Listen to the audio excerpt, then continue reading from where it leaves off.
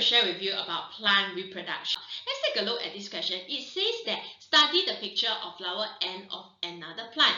Now this is another type of flower as compared to like the previous question that we have seen, right? So in the same question that we have seen, this is another type of flower. So if this is another type of flower, so within the question itself, you will be expecting, right, a similar question but a different type of concept. So it says study the picture of flower end of another plant. Explain how the characteristic of male parts of flower end help to enable pollination to take place. Now it says the male parts of flower end. Now the male parts of flower end, of course, it is the anther and the filament. So in this case, you have to ask yourself, what are the characteristics? How is this flower different from the flower that you see from the previous question? Now you realize the flower that you see from the previous question, the anther and the stigma is actually in the petal, but the anther is actually outside of the petal. So in this case, what are we revising? We are revising the difference between wind-pollinated flower and insect-pollinated flower. These are the concepts that will in the exam they will actually test you. So for the wind-pollinated flower and the insect-pollinated flower, the next question is you have to ask yourself, what are the characteristics of male part that enable pollination to occur? Now maybe some of you have not seen how this flower in real life look like. Over here I have a picture. Okay, as you can see here, this is how the anther is hanging out of a flower. Amazing, right?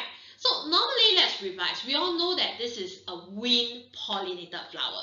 Normally for wind-pollinated flower, the anthers are exposed to the wind. And most of the time, the anthers are hanging out.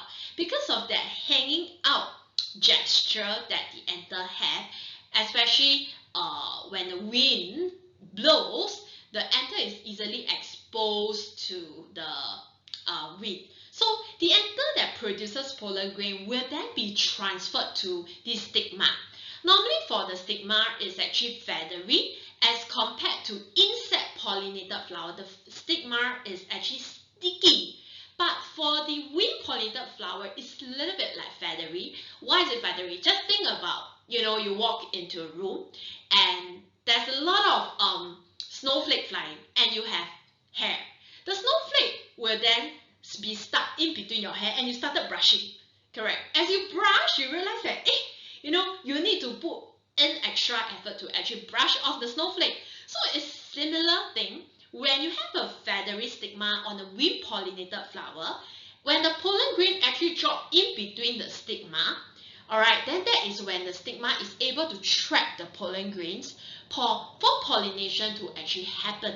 So when this actually occurs, right, then pollination can happen. So there's a difference between insect and wind-pollinated flower. And for the wind-pollinated flower, the pollen grains are normally quite small and tiny so that they can be easily carried by the winds. And especially the petals, you realize there's a big difference. Those bright, colorful petals are normally pollinated by the insects. And those flowers that is dull, yellow, green, down in color, you don't need to attract insects. They are normally wind-pollinated. So in this case, we immediately go for the evidence and the concept. So in this case, we then write down the evidence. The evidence is, can you see in the picture that the anthers are hanging out of the petals? Now, remember, previously I shared with you, back with evidence, you always refer to the diagram. So in this case, it says, the anthers of the flower end is hanging or dangling out because this is actually shown in the diagram. And next, we got to have our concept. That is when your concept is written down. So what concept can you think of? What function can you remember from the anther that is pollinated by wind? We know that the exposed pollen grain from the anther will be transferred and carried by the wind to the stigma of the flower. So pollination then can occur. So especially when we do open-ended question, we normally we don't jump into it to do, especially when they ask you question based on life science question. Because question based on life science question, they will normally get you to think the concept behind it. So do familiarize yourself with the plant reproduction, because plant reproduction, they will be testing you on seed dispersal, the concept on that, and also the function of the different flower parts and how fertilization and pollination can actually occur. So in this question alone that you have seen from the first question on MCQ and the second question is this on open-ended question, tells us a summary of what we can expect, especially when we study on plant reproduction. So I hope you enjoy the video. Thank you very much for tuning in. So we'll see you. Signing off, Teacher Chloe.